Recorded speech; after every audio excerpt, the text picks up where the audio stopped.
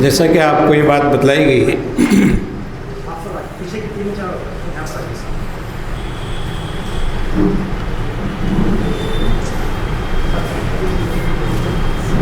کہ ہمارے درمیان الحمدللہ استاذ محترم محمد طاہر مدنی صاحب اس وقت موجود ہیں۔ آپ جامعۃ الفلاح میں ایک عرصہ دراز سے تدریسی خدمات انجام دے رہے ہیں اور حدیث اور تفسیر کے جو ہے استاذ وہاں پر الحمدللہ آپ ہیں۔ جیسا کہ آپ کے نام کے ساتھ مدنی لگا ہوا ہے، اس سے آپ نے اندازہ لگایا ہوگا کہ جامعہ اسلامیہ مدینہ منورہ سے آپ نے تخصص کیا ہے۔ اس سے قبل جو ہے مولانا محترم عمر آباد دارالسلام عمر آباد وہاں سے آپ نے فراغت حاصل کی اور اس کے بعد جو ہے جامعہ اسلامیہ مدینہ منورہ گئے۔ میں نے بلوغ المرام مولانا سے پڑھی ہے، یہ جو ہے سعادت مجھ کو حاصل ہے۔ اسی طرح مولانا کے والد محترم مرحوم و مغفور حضرت صغیر حسن اصلاحی صاحب یہ جو ہے ہم کو فقہ پڑھایا کرتے ہیں اور بڑا نادر و اچھوتا انداز فقہ کا تھا۔ اور میں نے کبھی جو ہے مطلب فقہ کی وہ عبارتیں جو کتاب میں تھی تو ایسا نہیں ہوا کہ ہم نے بیٹھ کر کے اس کو کبھی یاد کیے، لیکن میں ابھی کبھی ان مسائل کے سلسلے میں غور کرتا ہوں تو وہ عبارتیں خود بخود ذہن میں آ جاتی ہے، یا مطلب ذہن میں اس طرح سے پیوست ہو گئی ہے۔ تو اس بہترین انداز میں مولانا اس کو پڑھایا کرتے تھے۔ اور جب میں فلاح میں تھا، جب تو میں مولانا بالکل سب سے کم عمر استاد غالباً اس وقت مولانا وہاں رہے، 30 سال کا عرصہ ہو گیا ہے مجھ کو وہاں سے آئے ہوئے۔ تو اس وقت تو مولانا سب سے کم عمر استاد تھے اور یہ جو ہے سمجھ لیجئے کہ باپ اور بیٹی کی جوڑی یہ بہت نمایاں فلاح میں اس وقت تھی۔ مولانا کے بھی خطابات، مولانا صغیر حسن اصلاحی صاحب مرحوم کے بھی خطابات جو ہے وہاں بلیریا گنج کی مسجد میں بھی ہوا کرتے تھے اور فلاح کی مسجد میں بھی باری باری وہ خطابات ہوتے تھے۔ اسی طرح مولانا محترم بھی جو ہے ان کے خطابات، اور پھر بعد میں تو جب مولانا مدینہ سے آئے تھے، جب اس وقت کچھ سال ہوئے تھے، اس کے بعد تو پورا علاقہ ہی مولانا کی سمجھ لیجئے کہ فیض سے باریاب وہ ہو رہا ہے۔ اور اس وقت وہاں علاقے میں بالخصوص مولانا کی شخصیت بہت مرجع ہے ہر اعتبار سے، علم کے اعتبار سے، سماجی رہنمائی کے اعتبار سے، معاشرتی معاملات کے حوالے سے، سیاسی امور و معاملات کے حوالے سے۔ یہ راشٹریہ علماء کونسل کے مولانا ہیں جو ہے مولانا نظام الدین اصلاحی صاحب کے ساتھ، جو بھی فلاح کے استاذ، ان کے ساتھ مل کر کے عامر رشادی صاحب کے ساتھ، تو ایک سیاسی ہلچل بھی وہاں پر ویوز بھی ایک طرح سے پیدا کی ہے۔ تو یہ ایک وسیع مولانا کا سمجھ لیجئے کہ کوششوں کا کینواس ہے۔ الحمدللہ اس وقت ہماری خوش قسمتی ہے، گزشتہ کچھ دنوں پہلے ہم نے مولانا عنایت اللہ سبحانی صاحب سے بات کی تھی کہ اس طرح کا ہم کوئی کیمپ رکھنا چاہتے ہیں اور آپ جو اس میں آئیں، تو مولانا نے معذرت کی کہ میری بہن کی طبیعت خراب ہے۔ اسی کے ساتھ میں نے ہمارے شجاعت صاحب سے کہا کہ مولانا آ رہے ہیں یہاں اور اپنا کام بہت آسان ہو گیا، اور الحمدللہ اللہ تعالیٰ نے ہمارے جو ارادے تھے اس کے مطابق مولانا کو ایک طرح سے ہمارے سامنے لا کر کے پیش کر دیا، ہمارے اپنی کسی میرے کوشش کے بغیر۔ تو آپ یہ سمجھتے ہیں کہ یہ سعادت ہم کو حاصل ہوئی ہے اور ہماری اپنے لیے اللہ تعالیٰ نے یہ موقع فراہم کیا ہے، ہم اس سے استفادہ کریں گے۔ پروگرام کی جو ترتیب بتائی گئی، جیسے کہ میں نے واجد بھائی نے آپ کے سامنے بتایا کہ ایک بڑا وسیع نیٹ ورک جماعت کا الحمدللہ یہاں پر ہے، 250 کے قریب ارکان یہاں شہر میں ہیں، 4 حصوں پر منقسم یہ جماعت ہے، 4 عمرہ یہاں ہیں، اور اس ناظم شہر پھر واجد قادری صاحب، برادر واجد قادری صاحب پورے شہر پر ناظم شہر ہیں۔ خواتین کی ایک بڑی تعداد الحمدللہ یہاں پر ہمارے ساتھ موجود ہیں، اور ایکٹیویٹیز کے لحاظ سے تو ان کی تعداد مردوں کے اعتبار سے ارکان میں کم ہونے کے باوجود ایکٹیویٹیز ان کی زیادہ ہے، تو ایک بڑا حصہ ان کا ایکٹیویٹیز کے حوالے سے ہے۔ خواتین کانفرنس جو ہمارے پاس ہر سال 2 سال میں ہوتی ہے، وہ پورے علاقے کی ایک سمجھ لیجئے کہ اپنے آپ میں ایک مثال ہوتی ہے، بڑے لیول پر، ایک بڑے گراؤنڈ پر وہ ہوتی ہے، جس میں ہزارہ خواتین الحمدللہ شریک ہوتی ہے، اور پورے راستوں پر جو ہے ایک طرح سے ایک کالی آندھی دکھتی ہے، بالکل خواتین سب طرف سے آ رہی ہیں اور اس میں شریک ہو رہی ہیں۔ تو الحمدللہ بڑا کام یہاں پر ہے، 80 مقامات پر ان کے دروس، ہفتے میں 80 مقامات ہیں الگ الگ جگہ پر، اور 30-35 قریب کے مقامات درس کے مردوں کے بھی ہے، اسی طرح سے خطابات جمعہ یہاں مردوں کے ہوتے ہیں۔ چاروں بڑی عیدگاہیں جو ہے اس میں الحمدللہ ہمارے خطیب جاتے ہیں یہاں شہر کی، اور جو اور بھی مساجد ہیں وہاں پر بھی۔ تو اس موقع سے یہ میں نے آپ کا بھی مولانا کا بھی تعارف رکھا اور ہمارے بھی تعارف کو جو ہے یہاں پر رکھا مقامی جماعت کے۔ اب ہم راست مولانا سے گزارش کریں گے کہ مولانا محترم درس قرآن، ہم نے ترتیب یہ بنائی ہے کہ درس قرآن سے متعلق مولانا کا ایک کی نوٹس آپ کے سامنے آئے، جس میں مولانا جو ہے آپ کو درس قرآن کے اسلوب و انداز کیا ہو، اس کے اسرار و رموز کیا ہو، جیسے کہ اشارہ کیا گیا ہے، اور کن نزاکتوں اور باریکیوں کو پیش نظر رکھا جائے کہ ایک درس جو ہے ایک مؤثر درس بنے، یہ آپ کے سامنے اولاً رکھیں گے۔ اسی طرح سے پھر اس پر سوالات و جوابات کا موقع رہے گا، پھر درس حدیث سے متعلق مولانا رہنمائی کریں گے، اور آخر میں خطاب کے حوالے سے کچھ رہنمائی آپ کے سامنے آئیں گی انشاءاللہ۔ تو اس وقت میں گزارش کرتا ہوں وہاں سے کہ آپ درس قرآن اس حوالے سے ہماری جو ہے رہنمائی فرمائیں۔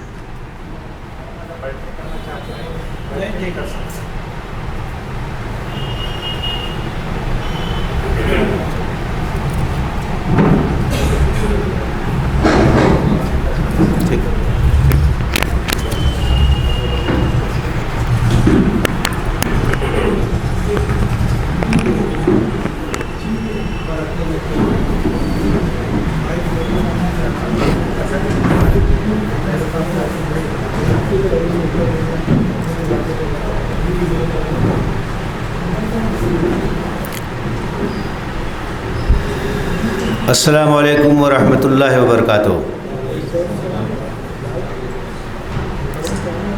الحمد للہ رب العالمین، والصلاة والسلام علی سید المرسلین وعلی آلہ واصحابہ واتباعہ اجمعین، اما بعد۔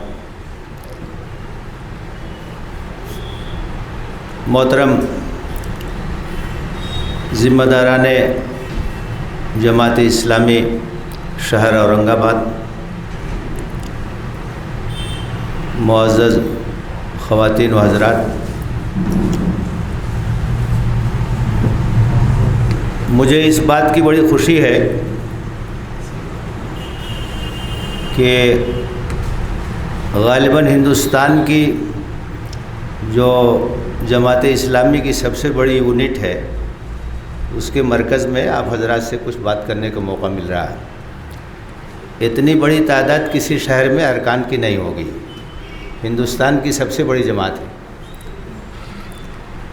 اور خاص بات یہ ہے کہ خواتین کی سرگرمیاں مردوں سے بھی زیادہ ہیں۔ میرا تعلق جس ادارے سے ہے، جامعۃ الفلاح اعظم گڑھ یو پی، وہاں طالبات کا بھی شعبہ ہے اور طلبہ کا بھی شعبہ ہے۔ طالبات کی تعداد طلبہ سے دگنی ہے۔ ہمارے یہاں طالبات کے شعبے میں تقریباً 3300 بچیاں پڑھ رہی ہیں، اور طلبہ کے شعبے میں 1600-1700 بچے ہیں۔ ہر سال فضیلت کرنے والی طالبات 100 کے قریب ہیں، طلبہ کی تعداد 25-30 رہتی ہے۔ اور چند سال پہلے ہم لوگوں نے طالبات کے شعبے میں حفظ کا سلسلہ شروع کیا، تو اتنی تیزی کے ساتھ ترقی ہوئی کہ 200 سے زیادہ طالبات اس وقت حفظ میں ہیں، اور ہر سال 20-25 بچیاں حفظ کی تکمیل کر رہی ہیں۔ اس کا اثر یہ ہوا ہے کہ رمضان میں 10 مقامات پر خواتین کی جماعت ہوتی ہے، حافظات وہاں پورا قرآن سناتے ہیں، اور حافظہ کے بعد پھر وہ عالمہ کا کورس کرتے ہیں، تو پھر وہ درس بھی دے سکتے ہیں اور فہم قرآن کے سلسلے میں بھی۔ تو یہ خواتین کی جو بیداری ہے یہ بہت ہی خوش آئند ہے۔ اس وقت ظاہر ہے کہ کوئی خطاب کا موقع نہیں، گفتگو اور بات چیت کی بات ہے۔ خطبہ جمعہ کے سلسلے میں، درس قرآن کے سلسلے میں درس حدیث کے سلسلے میں، تو چند عمومی باتیں جن کا تعلق سب سے ہے، شروع میں ان کا ذکر کروں گا میں، اس کے بعد کچھ باتیں درس قرآن سے متعلق، پھر کچھ انٹریکشن سوال و جواب، اس کے بعد پھر درس حدیث کے بارے میں، آخر میں خطبہ جمعہ کے سلسلے میں۔ تو سب سے پہلی بات تو یہ ہے کہ یہ جو ذمہ داری ہے یہ بہت بڑی ذمہ داری ہے۔ درس کی ذمہ داری اور خطبے کی ذمہ داری یہ انتہائی نازک اور انتہائی اہم ذمہ داری ہے۔ اس لیے اس ذمہ داری کی جو عظمت ہے اس کا احساس ہونا چاہیے، اور اس لحاظ سے اس کو ادا کرنے کی ہمیں کوشش کرنی چاہیے۔ یہ تو آپ یہ سمجھ لیجئے کہ جو کار نبوت اور کار رسالت ہے، دعوت کا اہم ترین ذریعہ یہ خطبہ اور درس ہے۔ بہت سے وسائل ہیں، بہت سے ذرائع ہیں دعوت کو عام کرنے کے لیے، ان وسائل ذرائع کا استعمال کیا جاتا ہے۔ اس میں مؤثر ترین ذریعہ جو ہے ایک تو خطبہ جمعہ ہے، اس لیے کہ خطبہ جمعہ ایک ایسا موقع ہوتا ہے کہ محلے کے سب لوگ اس وقت موجود ہوتے ہیں اور ان کو آنا ہی ہے، تو اس وقت کامیابی کے ساتھ بات کو رکھ دینا مؤثر انداز سے، وہ تعلیم اور دعوت اور ارشاد اور اصلاح کا ایک بہت بڑا ذریعہ ہے، اس کا اگر مؤثر استعمال ہو۔ درس قرآن، درس حدیث یہ انتہائی مؤثر ذرائع ہیں، تو ان کا استعمال بہت ہی تیاری کے ساتھ جو ہے ہمیں کرنا چاہیے۔ اس سلسلے میں کچھ شرطیں ہیں۔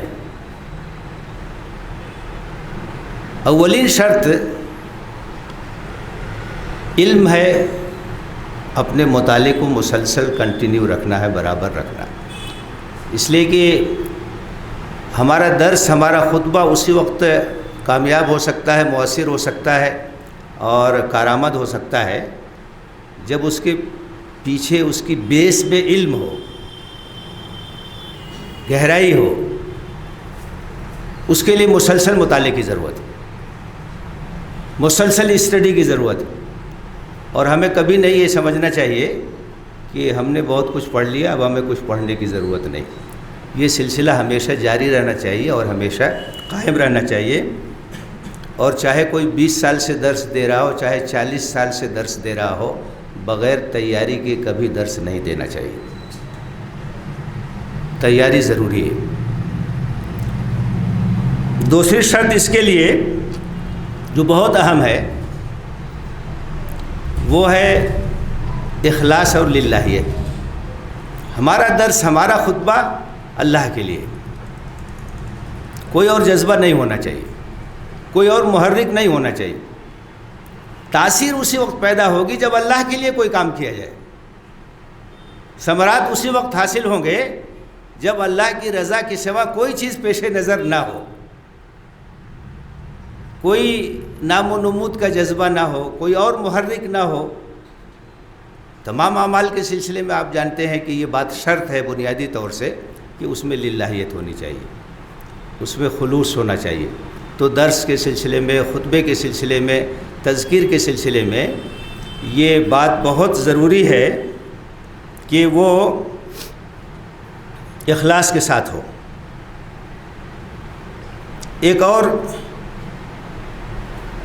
شرط یہ بھی ہے، یا درس کو مؤثر بنانے کے لیے ایک اور تدبیر جو بہت ہی ضروری ہے، اس کا اہتمام ہونا چاہیے کہ ہر درس سے پہلے اللہ سے توفیق کی دعا کرنی چاہیے۔ رب زدنی علما، رب اشرح لی صدری ویسر لی امری واحلل عقدۃ من لسانی یفقہوا قولی۔ کیونکہ توفیق تو اللہ ہی دیتا ہے، تاثیر اللہ ہی دیتا ہے، تو اللہ سے خاص طور سے دعا کرنی چاہیے، چاہے خطبہ ہو، چاہے درس ہو، چاہے تقریر ہو، چاہے تذکیر ہو، اللہ سے تاثیر اور توفیق کی دعا مانگنی چاہیے۔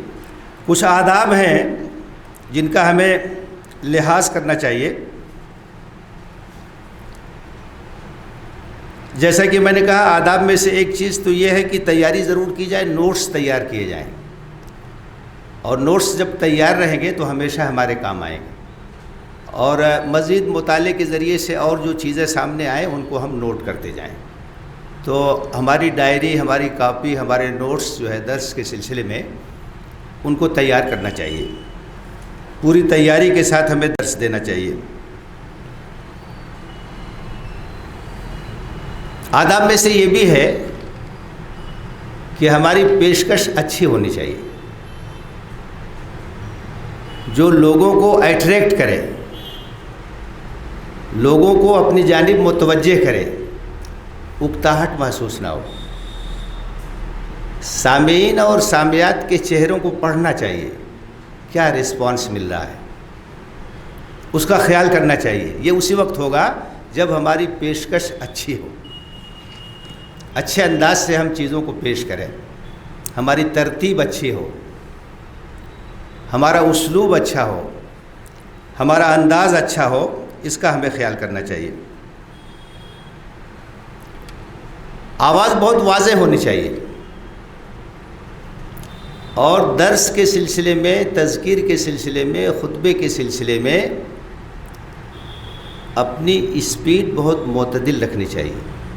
بعض لوگ بہت تیز رفتاری سے بولتے ہیں، یہ بات مناسب نہیں ہے، لوگ فالو نہیں کر پائیں گے اپنی اسپیڈ کو، اپنی رفتار کو۔ اللہ کے رسول صلی اللہ علیہ وسلم اس طرح سے بولتے تھے کہ اگر آپ شمار کرنا چاہیں تو کلمات کو شمار کر سکتے تھے، اور بعض باتوں کو کئی بار دہراتے تھے تاکہ دل میں بیٹھ جائے۔ تو اس بات کا بھی ہمیں خیال کرنا چاہیے۔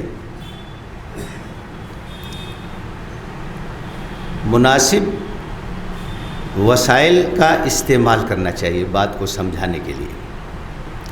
آج کل تو بڑی آسانیاں ہو گئی ہیں پریزنٹیشن کے لیے۔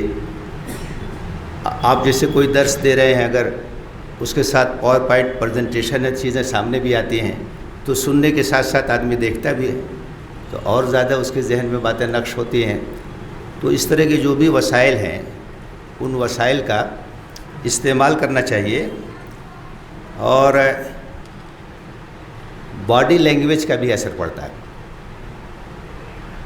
آدمی بالکل ڈوب کے جیسے بات کہہ رہا ہے، اس کے اندر درد مندی ہے، کسی طرح سے اپنی بات پہنچانا چاہتا ہے، اپنے اعضاء و جوارح کا استعمال کرتا ہے، اپنے ہاتھ کا استعمال کرتا ہے، آواز کے اندر اتار چڑھاؤ بھی آتا ہے، کس بات کو زیادہ زور سے کہنا ہے، کس کو دھیرے سے کہنا ہے، تو زیر و بم اس کا بھی لحاظ کرنا چاہیے۔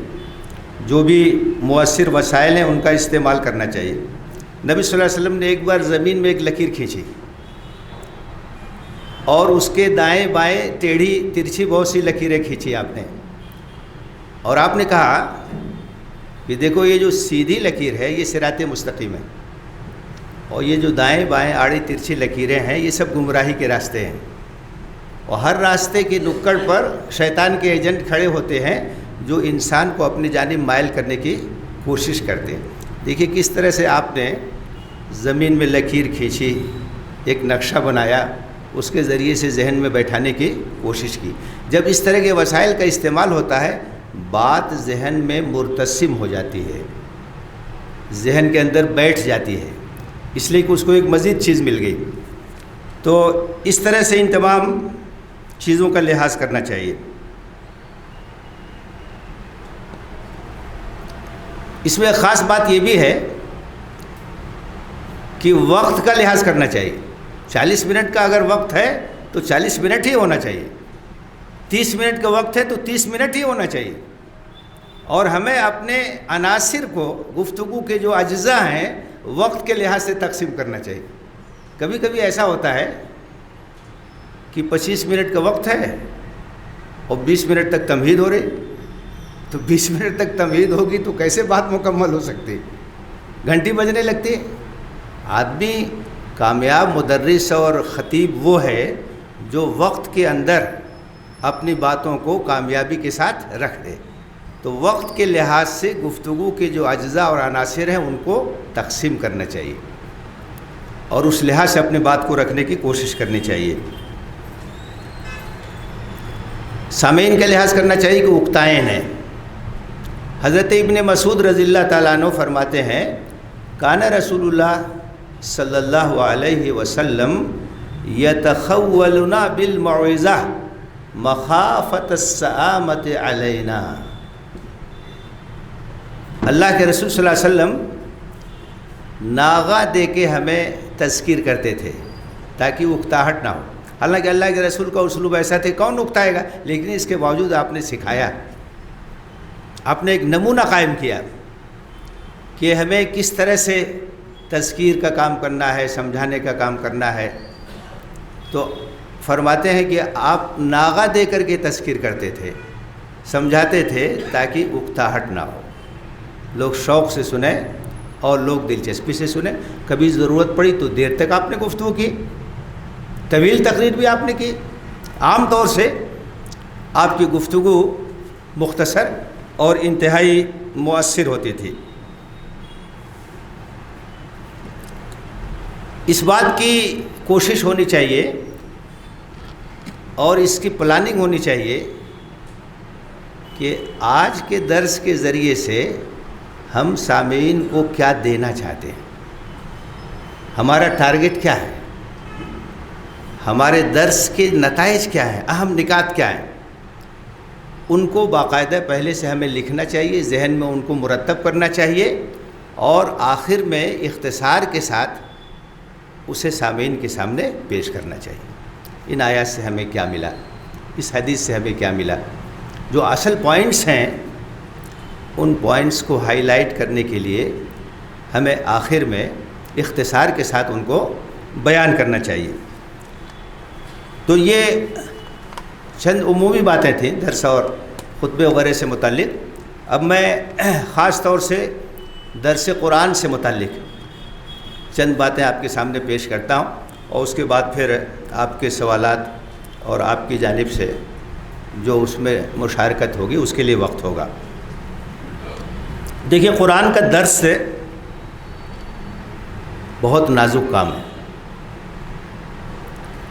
اور حدیث میں یہ بات ہے کہ اگر کسی نے قرآن کے سلسلے میں آیت کی تفسیر کے سلسلے میں کوئی ایسی بات کہی جس کی بنیاد علم پر نہ ہو تو وہ اپنے انجام کو بہت خراب کرے گا.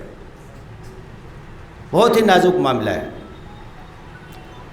اس لیے قرآن کا درس پوری تیاری کے ساتھ ہونا چاہیے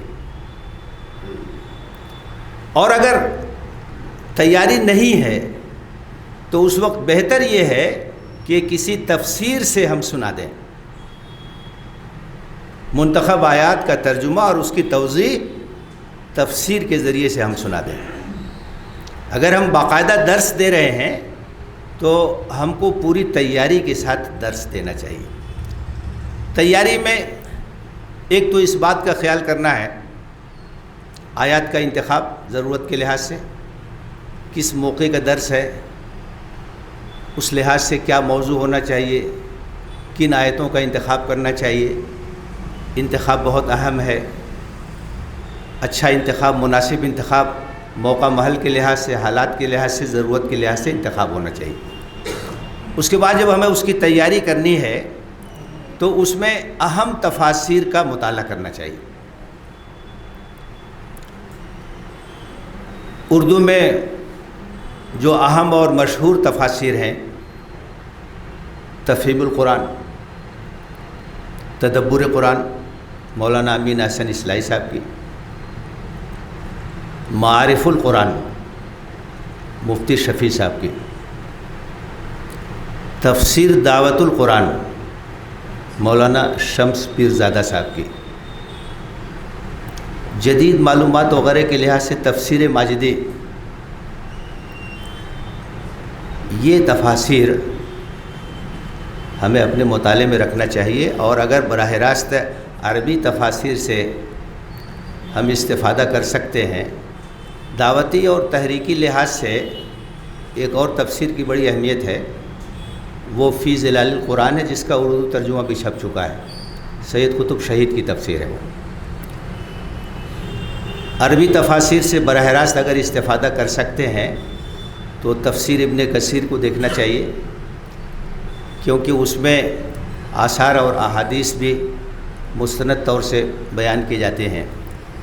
فتح القدیر کا مطالعہ کرنا چاہیے، مختصر تفسیروں میں تفسیر سعدی کا مطالعہ کرنا چاہیے۔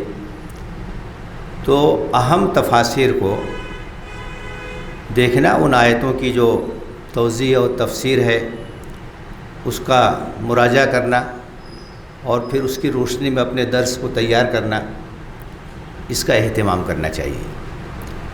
اور دوسری بات جس کا خیال کرنا چاہیے قرآن کی تفسیر کے سلسلے میں، قرآن مجید میں ایک موضوع کا تذکرہ کئی جگہ ہوتا ہے، کہیں اختصار کے ساتھ، کہیں تفصیل کے ساتھ۔ تو جس موضوع کا ہم نے انتخاب کیا، کچھ آیتوں کا انتخاب کیا، ہمیں اس بات کا بھی خیال کرنا چاہیے اس موضوع سے متعلق اور کہاں کہاں آیات ہیں، تو ان کا بھی مطالعہ کرنا چاہیے۔ اصول تفسیر میں ایک چیز آپ کو ملے گی، القرآن یفسر بعضہ بعضا، قرآن کی آیتیں ایک دوسرے کی تفسیر کرتی ہیں۔ ایک بات کہیں اختصار سے ہے، کہیں تفصیل سے ہے، تو ان آیتوں پر جب ہماری نظر ہوگی، ان کا ہم جب مطالعہ کریں گے، ان کو جب ہم دیکھیں گے تو بہت سی چیزیں وہیں سمجھ میں آ جائیں گی۔ تو موضوع سے متعلق جو آیات ہیں، ان آیات کا مطالعہ کرنا یہ ہمارے درس کے لیے بہت ہی مفید اور بہت ہی کارآمد ہے۔ عملاً جب درس قرآن ہم دے رہے ہیں تو اس میں کن باتوں کا ہم کو خیال کرنا چاہیے؟ پہلی بات تو یہ ہے کہ ان آیتوں کی تلاوت بہت صاف اور بہت واضح اور جو تجوید کے بنیادی قواعد ہیں ان کی رعایت کے ساتھ ہونی چاہیے۔ ہمارا درس بہت اچھا ہو سکتا ہے، لیکن اگر ہم نے تلاوت صحیح نہیں کی تو پورا مزہ جو ہے وہ کرکرا ہو جائے گا۔ تو ہمیں اس پر بھی توجہ دینی چاہیے۔ میں بہت زیادہ قرأت کی بات نہیں کر رہا ہوں، میں صرف یہ کہہ رہا ہوں کہ قرآن کی تلاوت، آیات قرآنی کی تلاوت صحیح طریقے سے ہونی چاہیے۔ جو قواعد تجوید ہیں اس کی روایت کرتے ہوئے آیات کی تلاوت بلند آواز سے صحیح طور پر ہمیں کرنے کی کوشش کرنی چاہیے۔ اس کے بعد دوسرا مرحلہ یہ ہے کہ ہم نے اگر 10 آیتوں کا انتخاب کیا ہے، اچھے انداز سے اس کی تلاوت کی، اس کے بعد آسان انداز سے ترجمہ جو ہے ہمیں کرنا چاہیے اس کا، تمام آیتوں کا جس کا درس دینا پیش نظر ایک ساتھ پورا۔ اس کے بعد تیسرا مرحلہ یہ ہے کہ یہ آیتیں کس سورہ کی ہیں، اور قرآن مجید کی ہر سورہ کا ایک مرکزی مضمون ہوتا ہے جس کے ارد گرد تمام آیتیں گھومتی ہیں۔ یہ سورہ مکی ہے، مدنی ہے، کب نازل ہوئی، کن حالات میں نازل ہوئی، اس کا مرکزی موضوع کیا ہے، یہ ایک ہلکا سا تعارف جو ہے وہ آنا چاہیے۔ بعض آیتوں کا خاص پس منظر ہوتا ہے جس کو شان نزول کہتے ہیں۔ مان لیجئے کہ غزوہ بدر سے متعلق تبصرہ ہے تو غزوہ بدر کے پس منظر میں وہ آئی ہے۔ غزوہ احد پر اگر تبصرہ ہے تو وہ ایک خاص پس منظر ہے۔ کوئی خاص اگر واقعہ ہے تو واقعہ اس کا پس منظر ہے، اس کا بیک گراؤنڈ ہے، تو اس کا تذکرہ آنا چاہیے کہ کن حالات میں کس پس منظر میں یہ آیتیں نازل ہوئی ہیں۔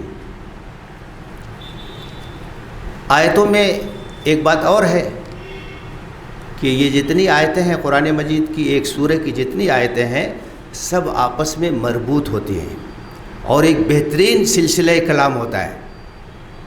تو ہم نے جن آیتوں کا انتخاب کیا ہے اس سے پیچھے کی آیتوں سے اس کا کیا تعلق ہے، کیا بات چل رہی تھی، اب کس موضوع کی طرف کلام کا رخ مڑا ہے، اور دونوں میں ربط کیا ہے، دونوں کے درمیان تسلسل کیا ہے، اس کڑی کو ملانے کی ضرورت ہوتی ہے، تو اس کی وضاحت بھی ہونی چاہیے۔